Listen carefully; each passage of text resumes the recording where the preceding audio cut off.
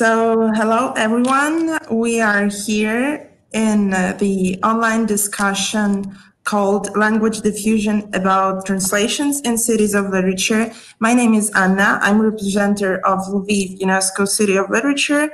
We are doing this discussion in Lviv, Slimani, Reykjavik, and Barcelona within the frames of 27th BookForum in Lviv, which this year is going to be held online.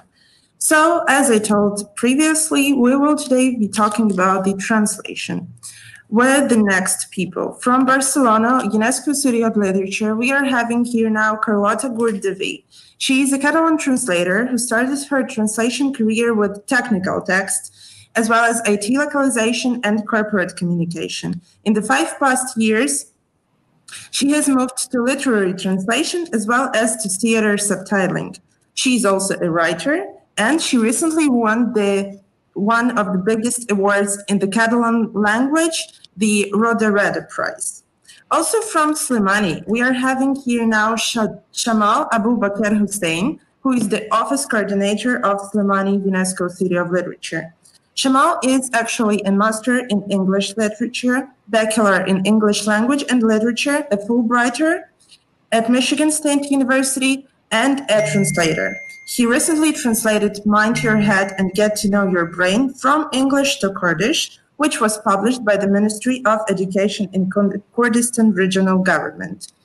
And from the city of Reykjavik, we have Mrs. Magnia Matthias Detier, please correct me if I said it wrong, who is a writer, a poet, and a translator. She has a master's degree in translation studies and is currently working on her PhD thesis in this field. She has translated many genres of literature for over 40 years, often along with her work, the last 10 years teaching translations, translation studies, and translation history at the University of Iceland. So those are our today's speakers, and let's start from the start. I have the first question that I would guys message to all of you. Some of you are translators. Some of you are representatives of the cities of literature.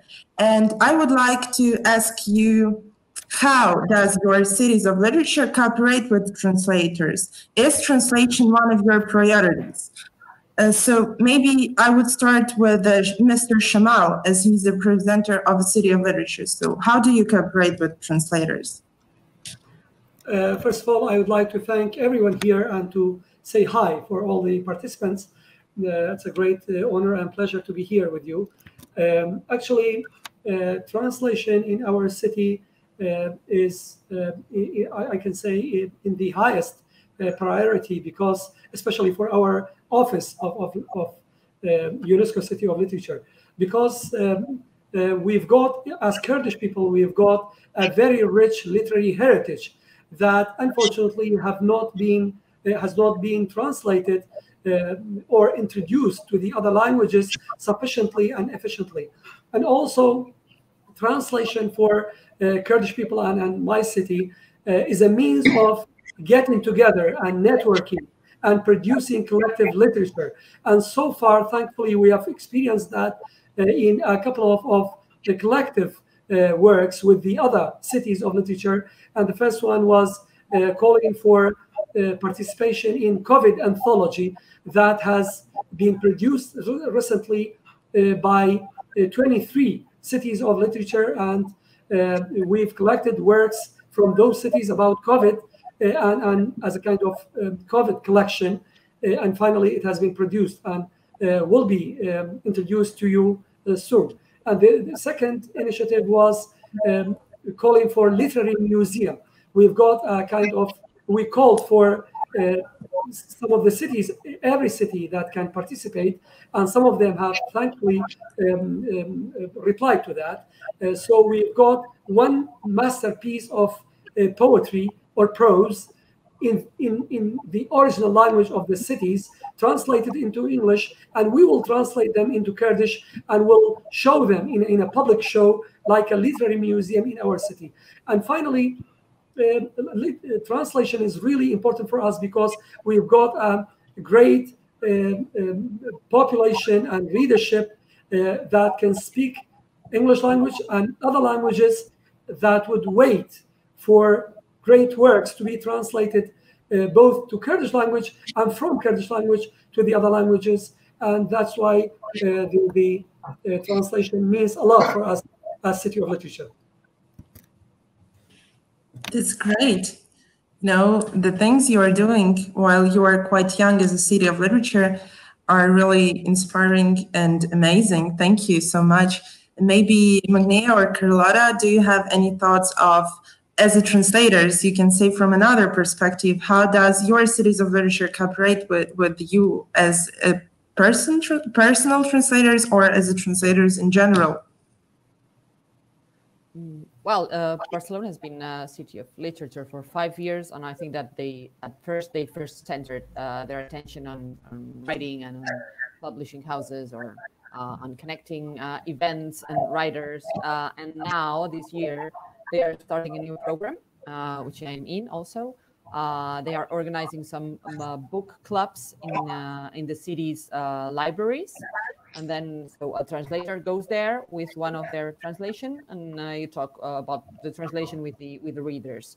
So you can comment not only the book itself, but the process of translating, because it's very important that the people really get a little bit aware of what's behind a translation of a book and how is the process, so that they can really appreciate the work that's behind. So the City of Literature, they are now beginning this program this year. I think there will be 30 translators going around in the libraries and talking about their translations.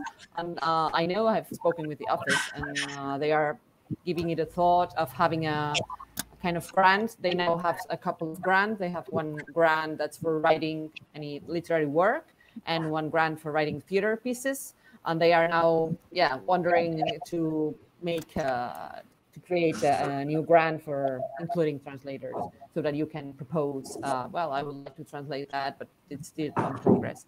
And they are also giving it a thought, the idea of having a residency, a space, a house, or somewhere where the people can meet, just like any other international residences, because it's very interesting to communicate with other colleagues, and especially with the Catalan language, that it's very important to us, because it's just the language, the culture, and there are not many people who read Catalan, for example, in international publishing houses. So the Catalan literature usually gets there through the Spanish translations.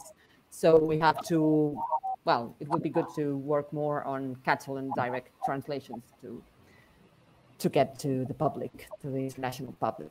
So so that's my personal experience on that. Thank you. And Magnea, do you have something to add at that point? Well, I don't work for the great big City of Literature, so I don't really follow maybe that much with things they are doing. But they do work with translators, and they are very diligent in highlighting our association, our event, and translation work in general. So they've been very positive about that. And they also arrange events like last year, for instance, there was something called Letters to Iceland, where 2 British poets and Irishman came to Iceland, and they had readings. And then their work was published in a bilingual language, both English and Icelandic. And that was, that was a big event for our very small nation. We are only 300,000 people, so we noticed things. And the City of Reykjavik always hires professional translators, which is great. Not necessarily done because people are always looking at the prices, and of course, pay higher rates to a professional translator than you do some guy who just does it in 40 hours or something like that. So I don't really know what to add about this. I'm very pleased with our City of Literature, because they are always very positive, and they're open to new ideas and willing to discuss them. So, yeah, thank you. And as you, Carlotta, mentioned, you in Barcelona are pretty active in new initiatives of supporting translators as grant as residencies, which is really great. And I would like to ask everyone actually in this room, are there any other programs already implemented for translators, to translators, or for editors, or for publishers in your cities of literature? not specifically in the city. It's more on a national basis. You know, we have Icelandic Literature Center that gives grants to publishers and to translators and to writers. And they have, for instance, a grant for translations of Icelandic literature into a different language, a specific grant for translation from Icelandic to the Nordic languages, because we have this Nordic mafia. No, I don't know what to call them. We work greatly with the other Scandinavian and other Nordic countries because we are very culturally related. And then there are travel grants for writers and translators.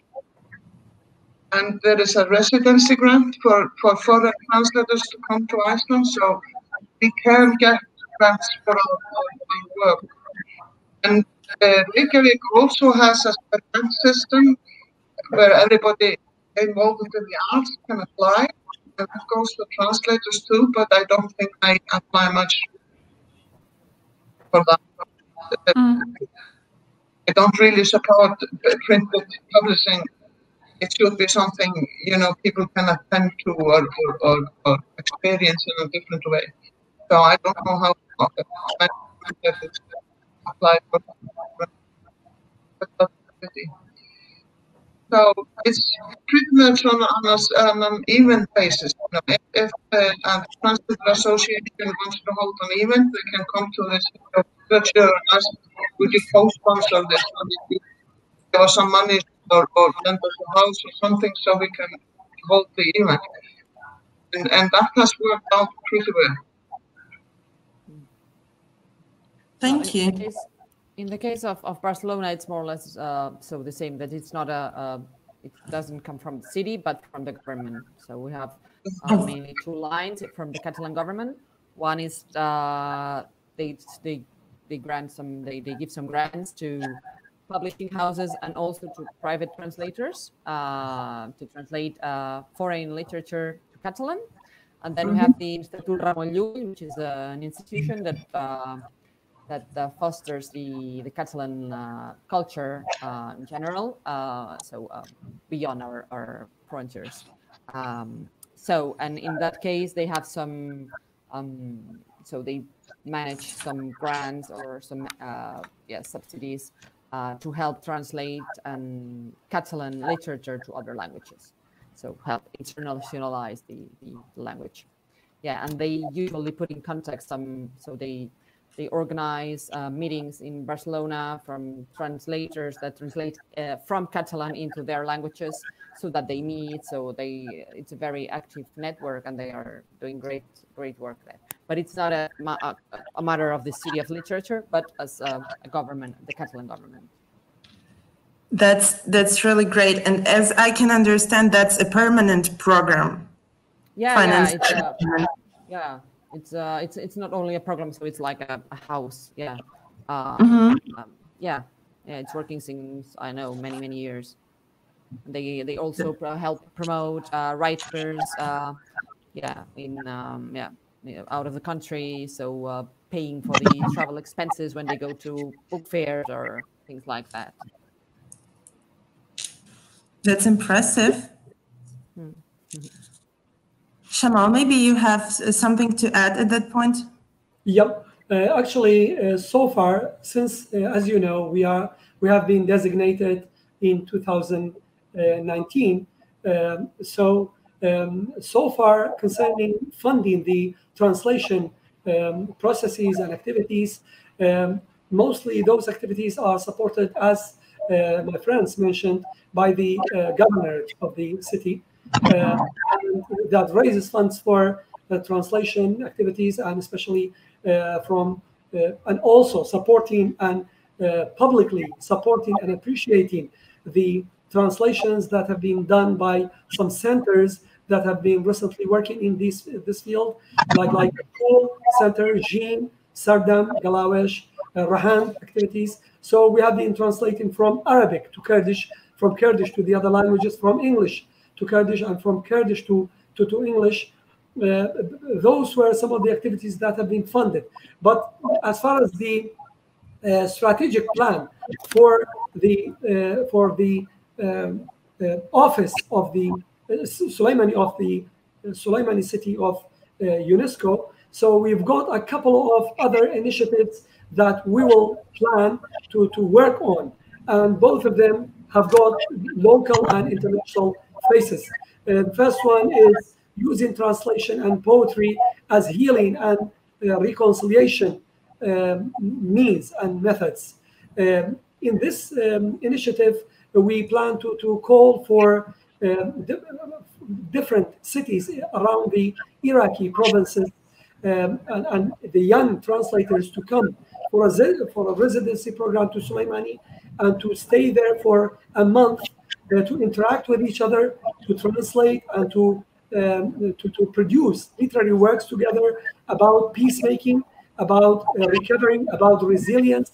You know, the Iraqi regions are the aftermath regions of the war, as you know, because of Daesh war, and recently because of coronavirus. So we call those cities to come together, young generation to come together, poets and translators, and to stay together. And finally, we will produce a multilingual book that will be published in different languages, and we will make a tour around the Iraqi cities to announce that and to publicize this initiative. Also, there is another initiative that we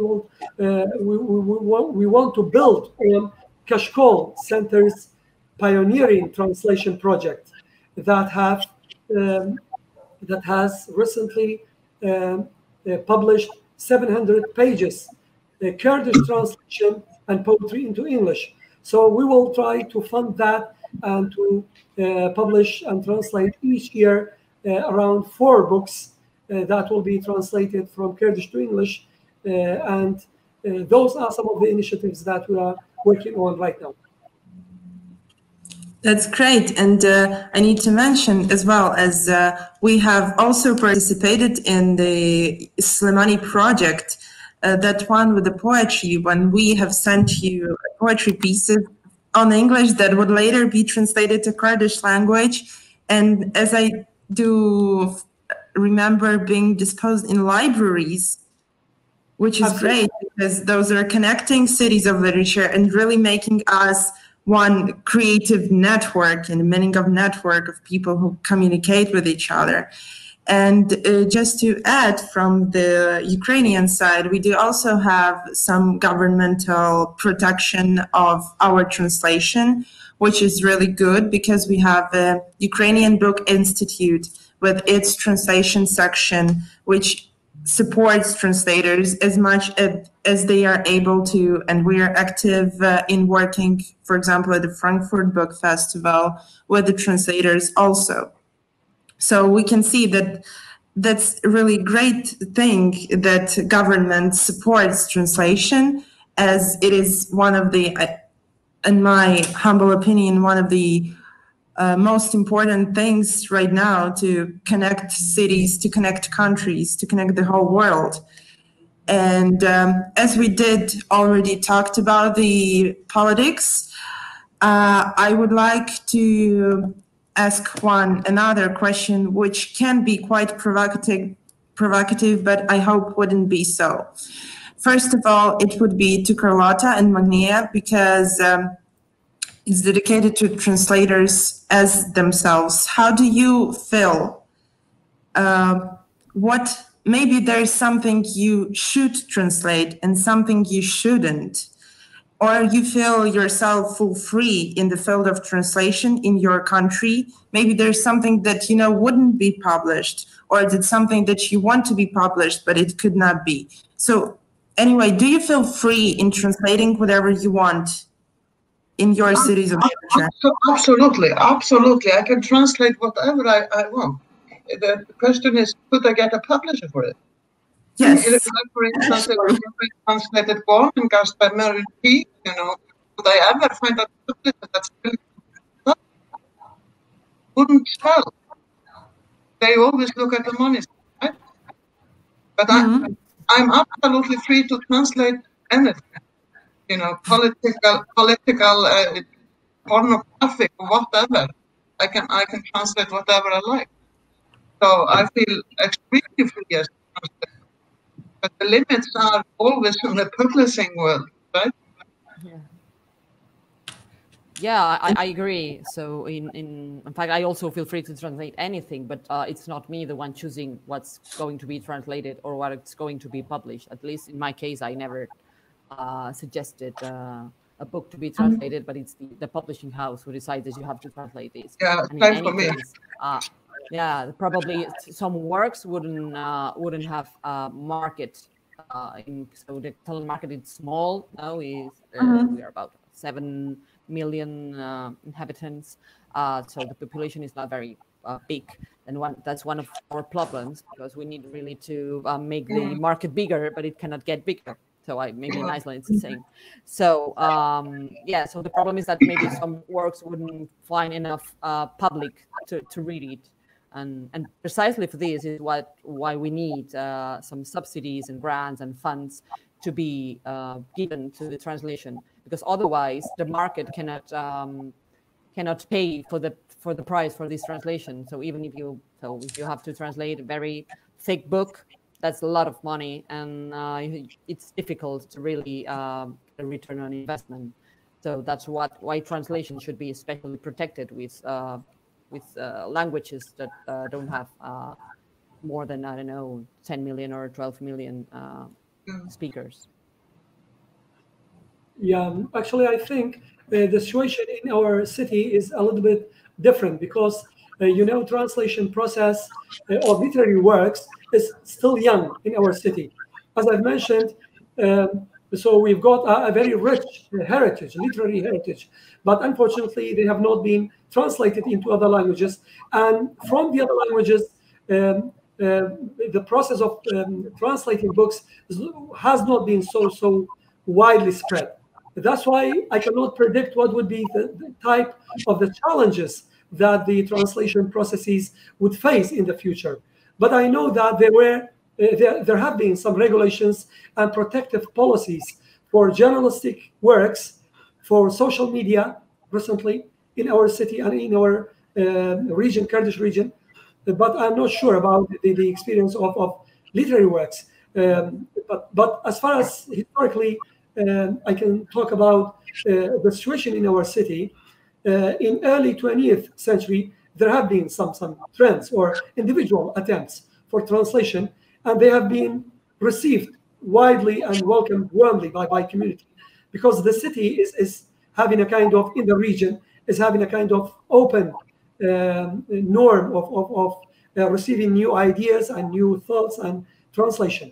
But in 1990s, it has not been the same, actually. There were some political reasons for that, some religious reasons for that, some other reasons for some social reasons for that. But generally, I cannot predict that exactly. I'm sorry to interrupt you, but something happened to your camera and I cannot see you at the moment. Or okay. I cannot see Shama nor Anna. Yeah. But... Is it okay right now? It's better now. Psychedelic. Yeah. Can you hear me? I hope. Yes. Okay. Yeah, that's good. So thank you so much. Now we are coming from the general questions to concrete questions. And here we have translators from the cities of Barcelona and Reykjavik. And I would better want to start from Barcelona, because your case and everything that you previously said about the Catalan language is really exciting. I know that because we had an experience the last year, we've held the Lit Transformer project here in Lviv, which was actually a translation workshop during 10 days held by the director of MFA in Literary Translation in University of Iowa, Aaron Agi. And here we had two actually translators from Barcelona. One of them was translating to native language, so it needs to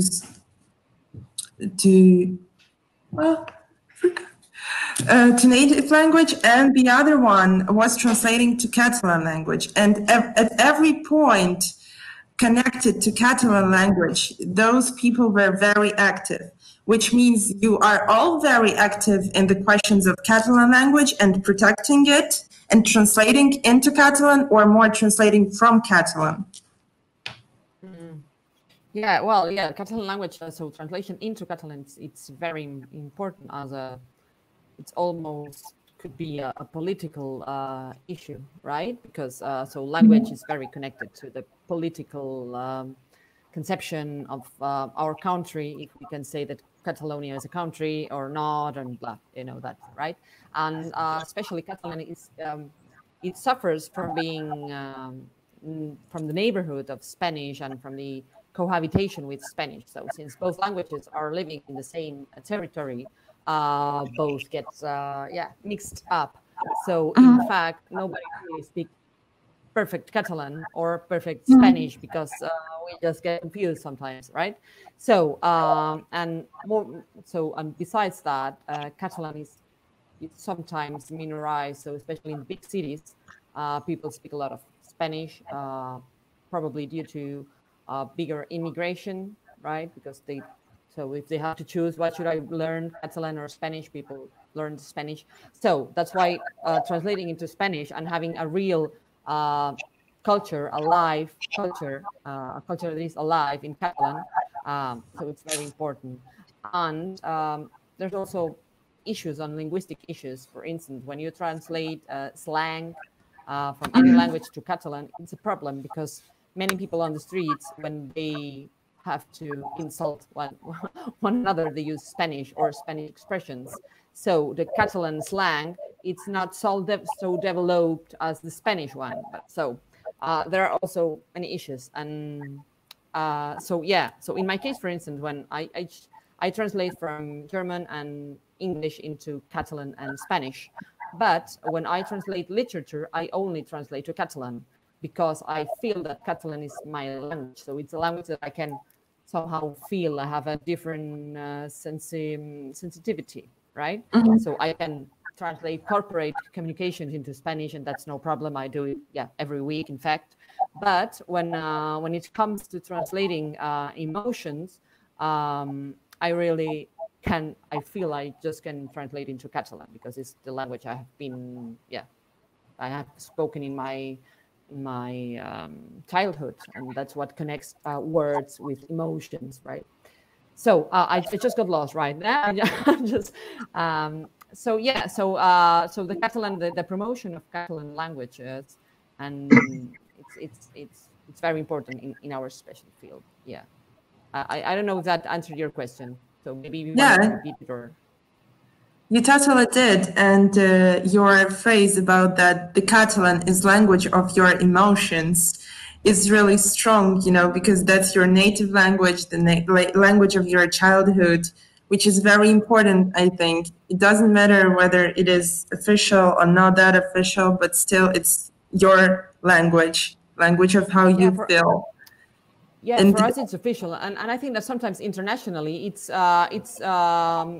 misinterpreted, in the sense that Catalan, it's just like I know, Italian or French. It's not like a small dialect that only 4 people speak. So it's a real language, and millions of people speak it. And so in my normal language, in my normal life, in my everyday life, I only speak Catalan. So, and I think that internationally, it's not really well perceived, right? Because since we are in Spain, and that's why we should fight for that, translating and creating a real culture in Catalan. And also, I would like to ask about your connection with the City of Literature. Does it somehow cooperate with you as a translator, and does it somehow protect the Catalan language? Of course, it do, because we know. But tell us something more about this side of being Catalan City of Literature.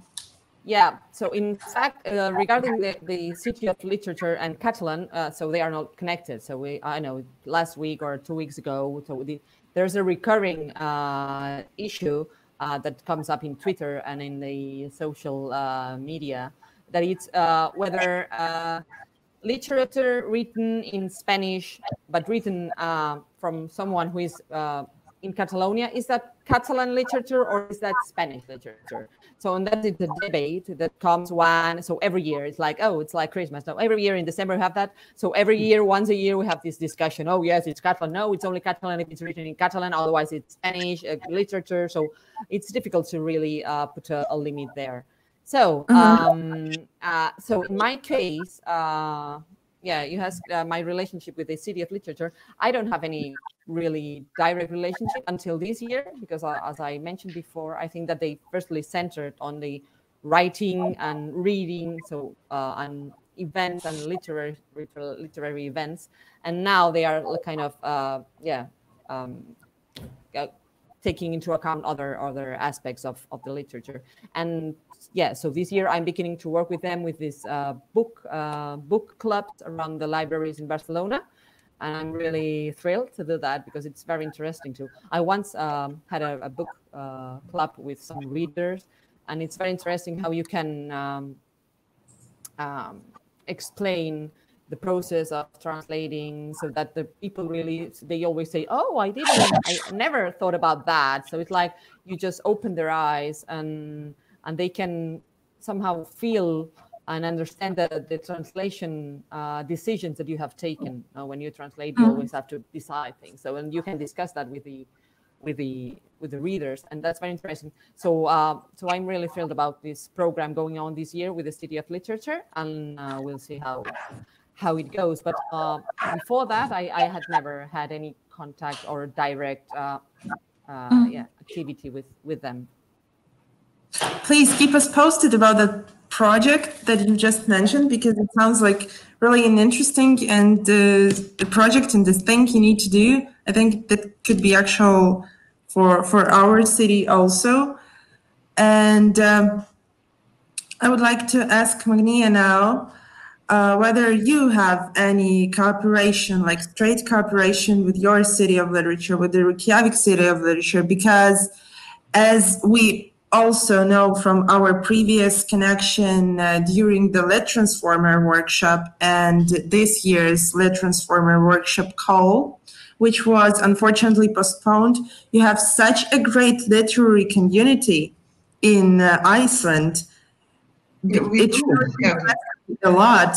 That's absolutely true.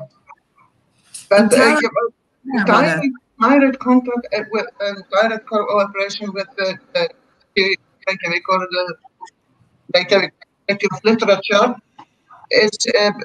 I used to have more contact with them while I was chairman of the Association of Translators and Interpreters.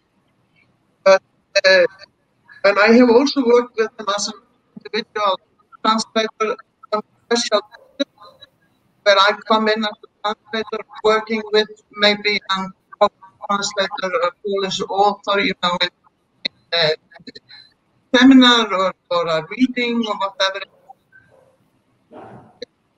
And Reykjavik has a very, very good policy in human rights and inclusiveness.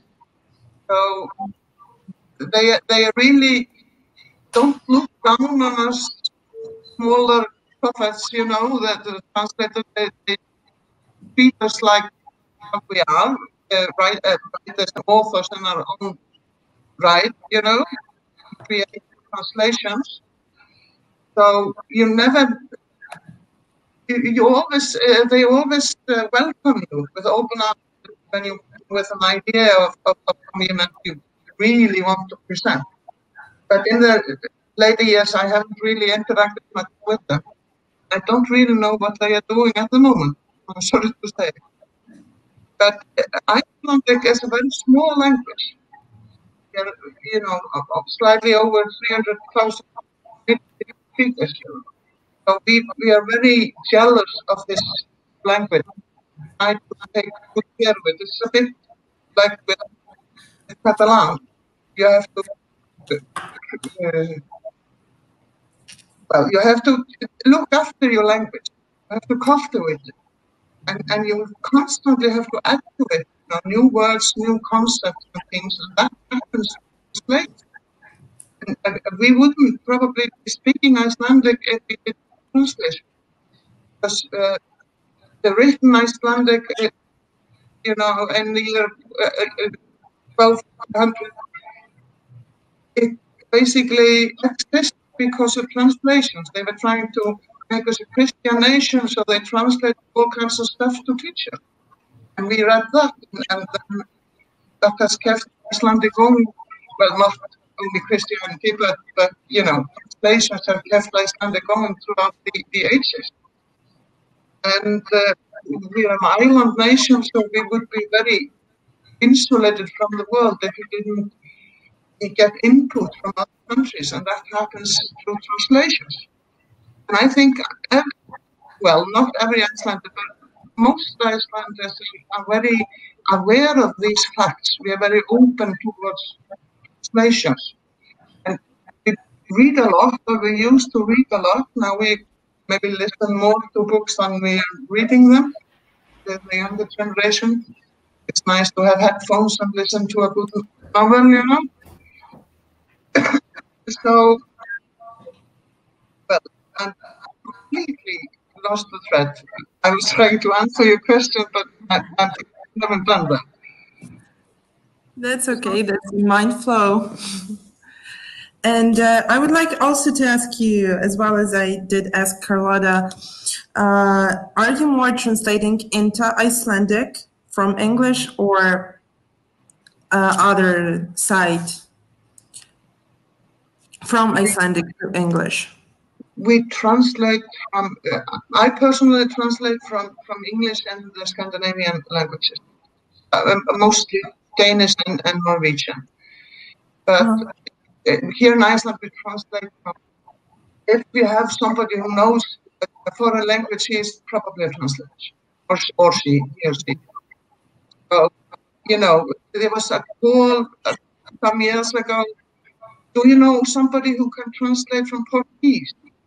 Because the guy died, and then we didn't have a translator, nobody who could translate from Portuguese to Icelandic. But then there were 2 or 3 young people that, yeah, I know Portuguese, and they started translating. That's this way for small languages, you know, you are very dependent on the people that speak.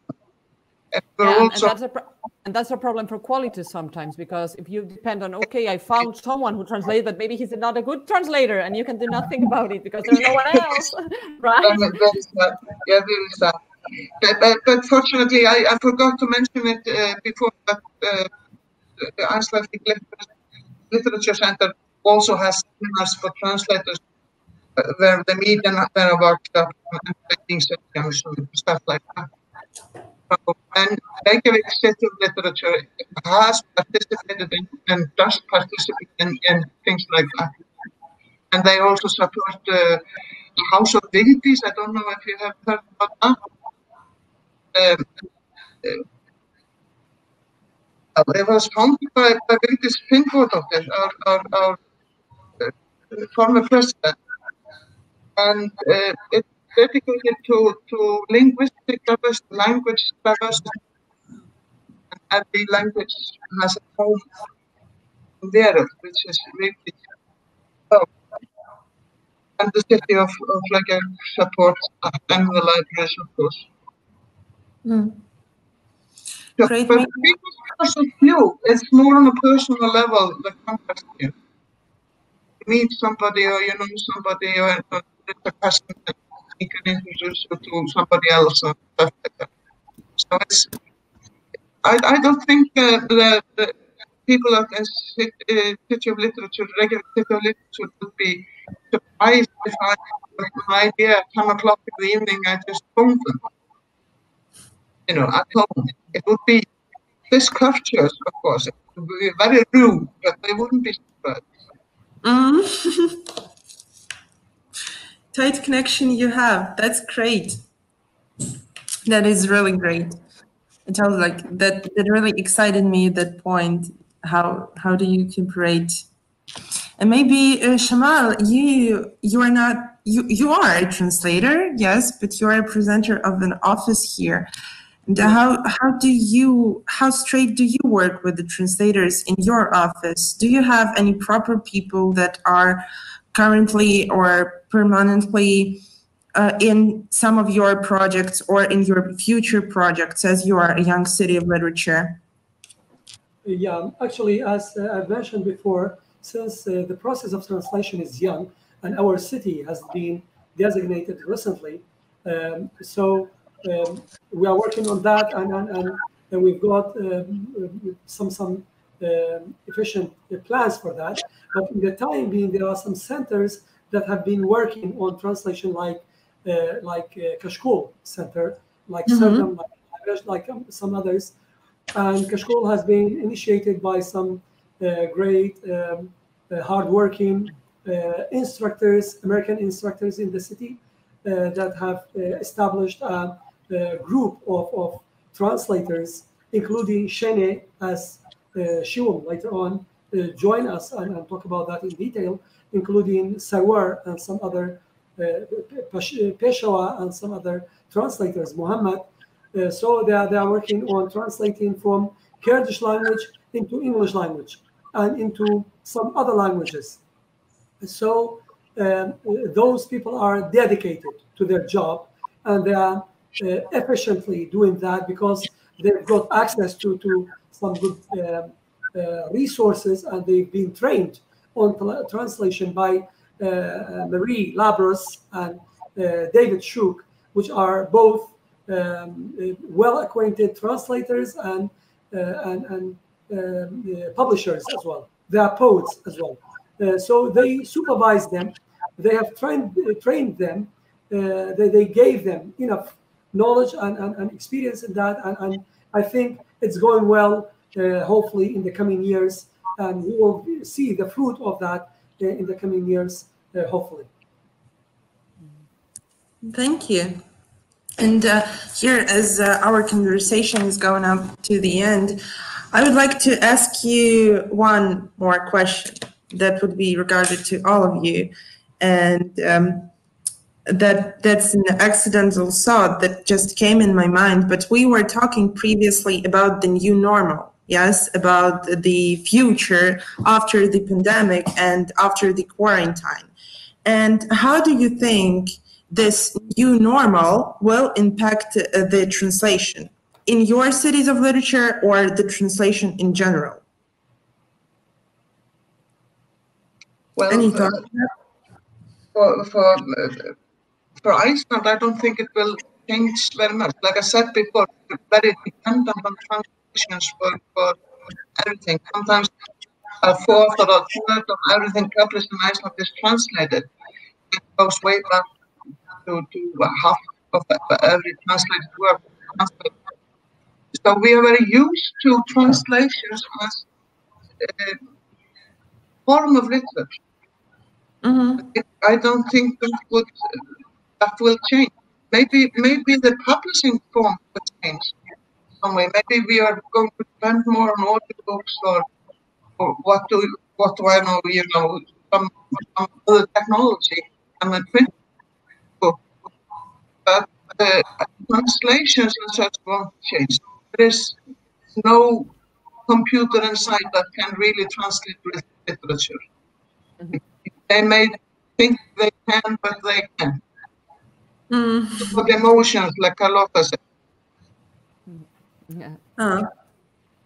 Yes. I think that in the Spanish or in the Catalan market, during the pandemic, there has been a stop, and so people stopped publishing because they didn't know. So everybody is kind of expecting what's going to happen now. So life re-begins in September for everybody. So, okay, now we are going to see what happens.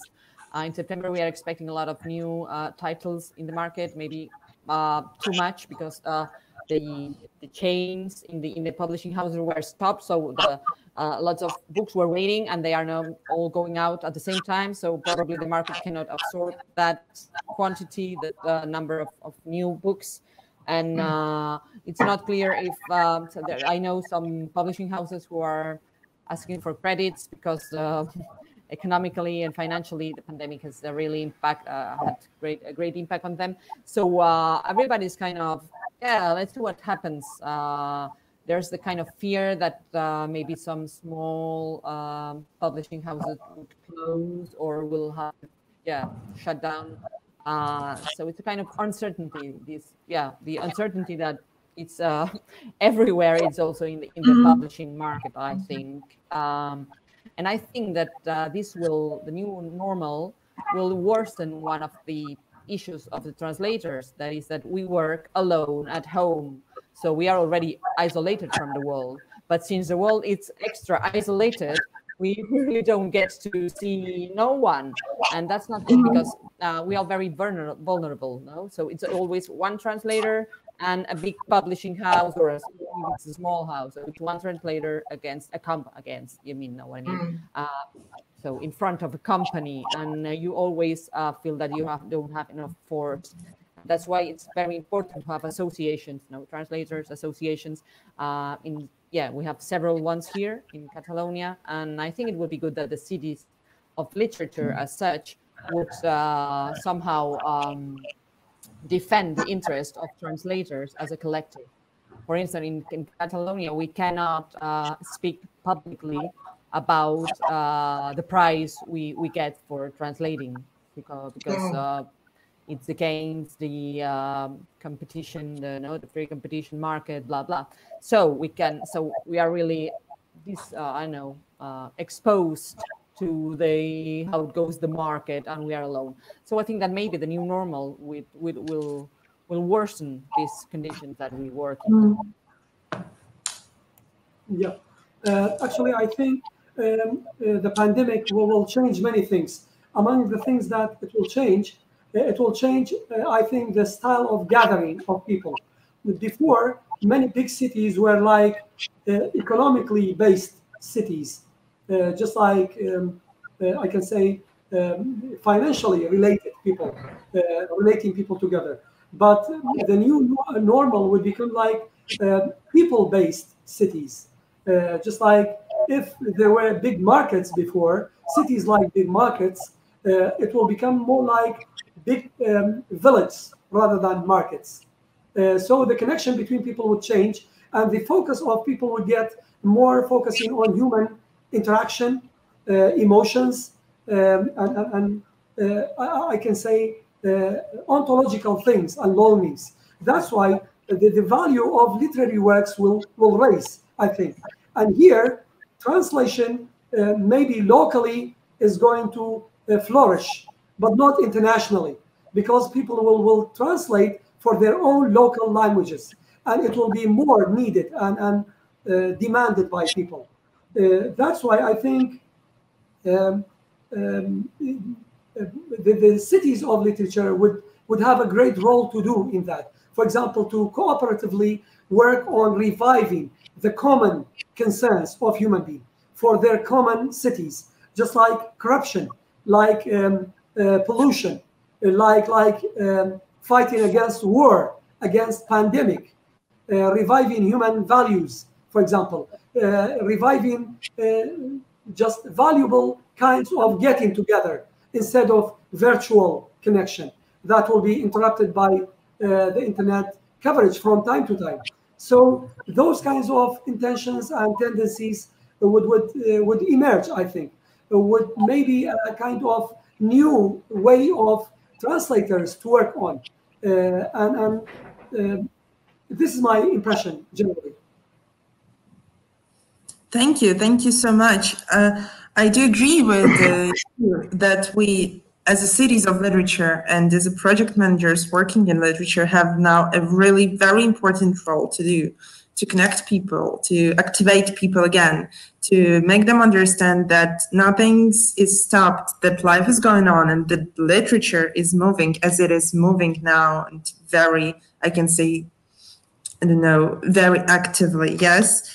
And also what you have mentioned, and I would say it as the ending phrase of this conversation, let's stay connected.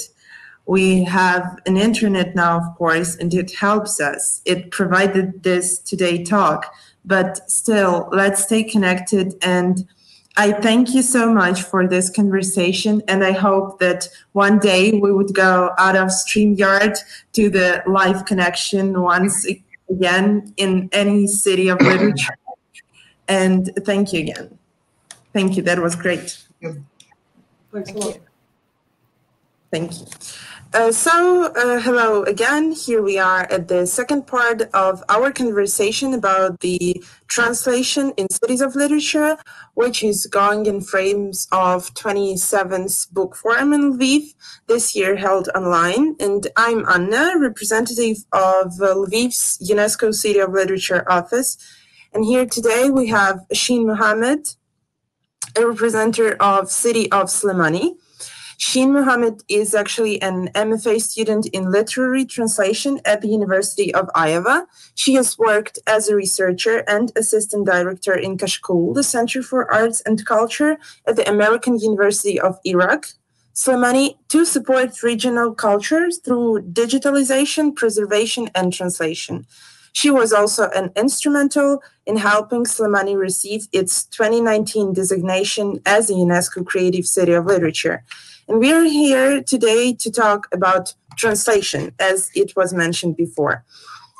So, Sheen, I know that you are now in the city of Iowa at your MFA program in literary translation. That's great, because the last year and the year before, first held in 2019, the same year you've got a designation as City of Literature, we had a project, a Lit Transformer translational workshop together with Aaron Aji. He is actually the director of MFA program in University of Iowa. And I would like to ask you, how do you like it, being there, being part of such a great translation program? And how do you like being in Iowa City of Literature? And how does it differs from Slimani City of Literature?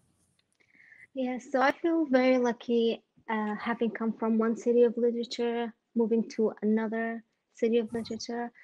There's a lot of similarity between the energies in both cities, and it's a very, and the energy is in its artistic environment. So I do hope to see more cities of literature in the world in the future.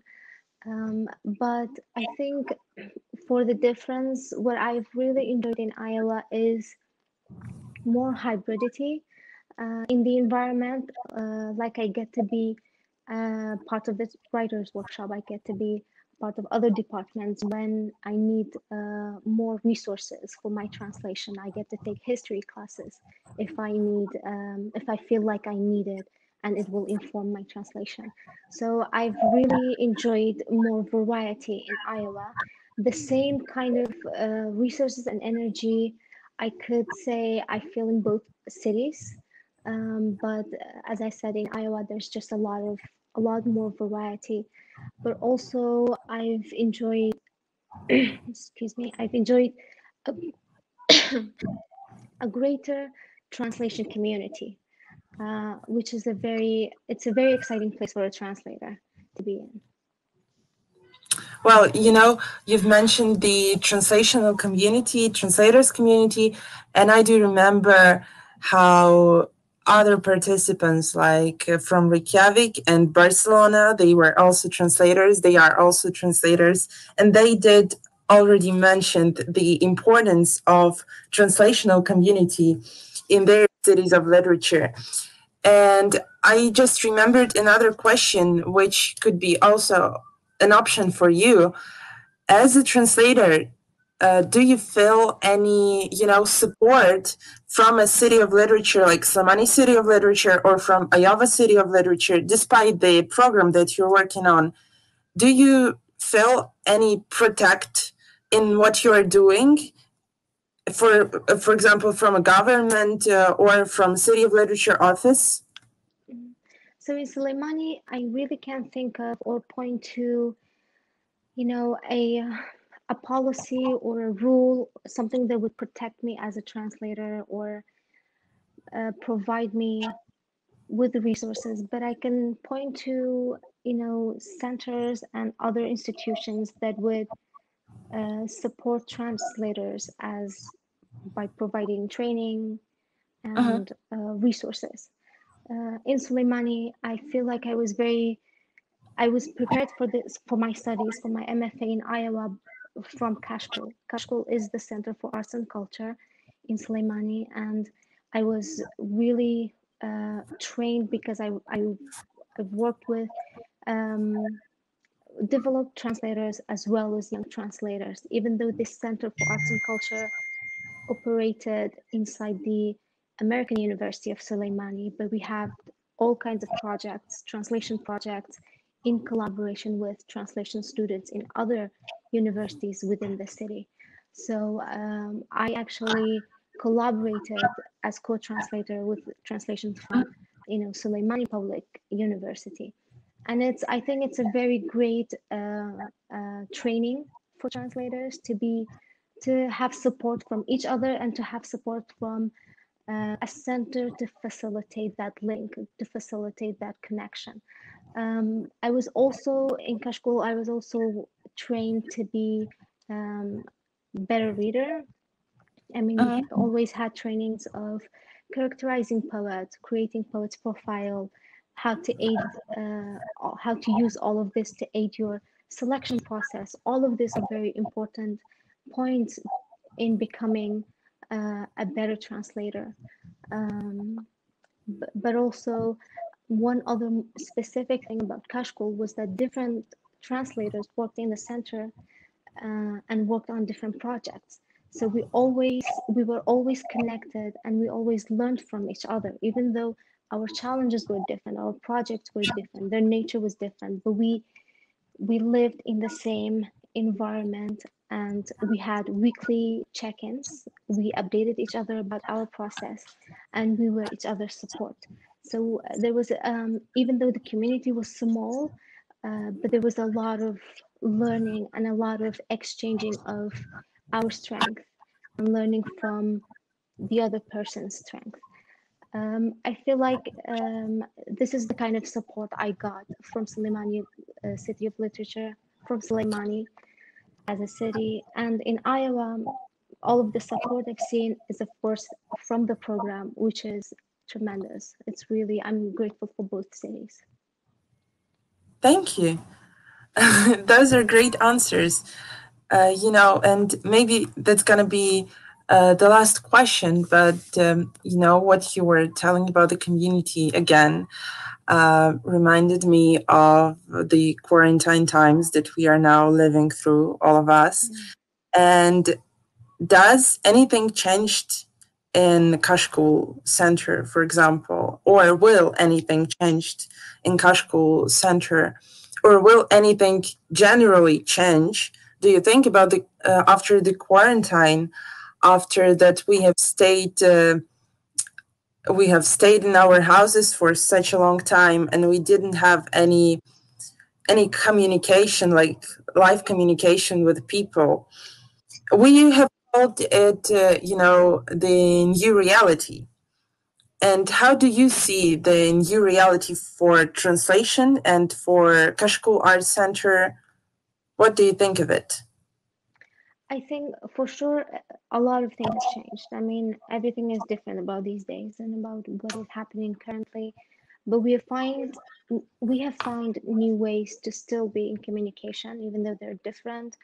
But we've still looked for other alternatives, and I think there seem to be good alternatives so far. But for sure, all kinds of projects are now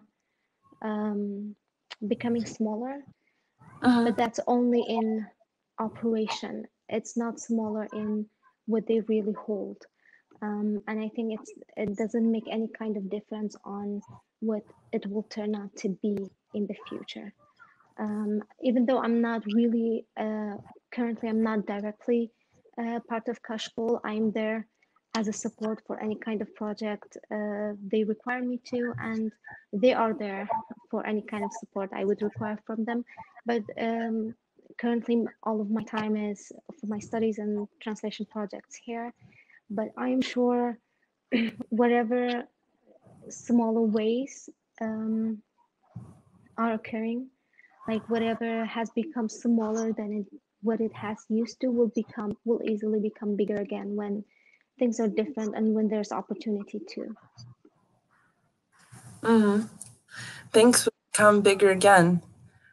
We do surely hope that, you know, for sure everything's going to be different, but as a city of literature and as a representative of city of literature, I need to mention that we would do in our city, and I'm sure in Samani City of Literature also, we would do everything that is possible, that is in our power to, you know, to make things going the way they did before, or even better than they did before. So thank you for your answers, and we'll hope to once, you know, see you sitting in front of the big audience of people in life somewhere, maybe in Lviv. We hope in Lviv. So by now, thank you. I really hope so, to be physically there someday. I think I'm sure there's a lot to learn from in each city of literature. So I'm very happy I'm here right now, but I'm looking forward to be physically in Lviv someday. Thank you. Sure. You will be welcome.